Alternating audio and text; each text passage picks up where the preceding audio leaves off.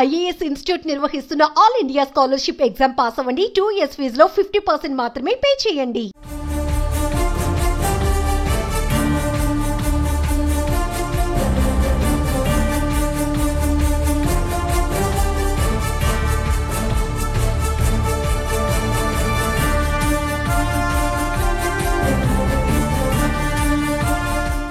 మంచు ఫ్యామిలీలో హైడ్రామా కొనసాగుతోంది. వారి గొడవ ఇప్పట్లో సద్దుమణికేటట్టు కనిపించడం లేదు. వివాదం మరింత పెరిగే అవకాశాలే కనిపిస్తున్నాయి. ఈ క్రమంలోనే మంచులక్ష్మి రంగంలోకి దిగింది.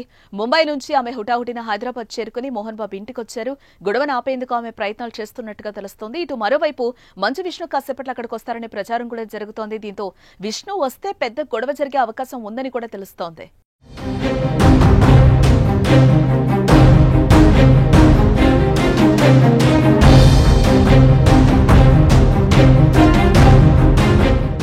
అయితే మంచు విష్ణు టీం మాత్రం ఈ ప్రచారాన్ని అయితే కొట్టిపారుస్తుంది. మంచు విష్ణు ప్రస్తుతం అమెరికాలో ఉన్నాడని, ఆయన హైదరాబాద్ వస్తున్నారన్న వార్తల్లో నిజం లేదని చెప్తోంది.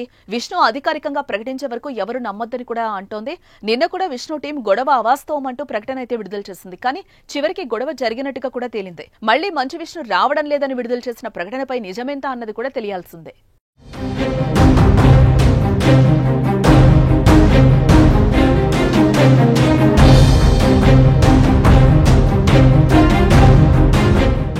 ఇప్పటికే మోహన్ బాబు ఇంటి దగ్గర హైటెన్షన్ వాతావరణం అయితే కనిపిస్తోంది. మంచు విష్ణుకు సంబంధించిన బౌన్సర్లు, మనోజ్ కి సంబంధించిన బౌన్సర్లు భారీగా చేరుకున్నారు అక్కడకు. సుమారు 80 నుంచి 100 మంది అక్కడున్నారు. అయితే మనోజ్ బౌన్సర్లను సెక్యూరిటీ లోపలికి ఎంట్రీ చేయలేదని తెలుస్తోంది. ఇటు మరోవైపు మంచు లక్ష్మి గొడవ ఆపేందుకు ఇద్దరూ మాట్లాడుతున్నట్టుగా సమాచారం. కానీ మనోజ్ ఈ విషయంలో అసలు వెనక్కి తగ్గనట్టుగా సన్నిహిత వర్గాలు చెప్తున్నాయి. కేసు విషయంలో రాజీ పడకుండా ముందుకు వెళ్లేందుకే సిద్ధమయ్యారనే కథనాలు కూడా వినిపిస్తున్నాయి.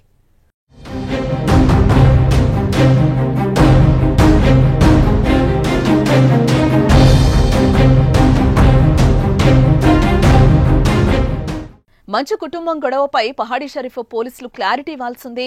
డయల్ 100కి చేయడంతో మంచు వారి ఇంటికి వెళ్లినట్టుగా పహాడీ షరీఫ్ ఎస్ఐ ఆదివారం ప్రకటించినా తర్వాత జరిగిన దానిపై కేసు పురోగతిపై మాత్రం ఇంతవరకు ప్రకటన చేయలేదు పోలీసులు. మంచు మనోజ్ కి జరిగిన గాయాల రిపోర్ట్ను ఆసుపత్రి వర్గాలు పోలీసులకు అందించగా వాటి ఆధారంగా కేసు నమోదు చేసి దర్యాప్తు చేపట్టేందుకు వారు సిద్ధమయ్యారనైతే సమాచారం.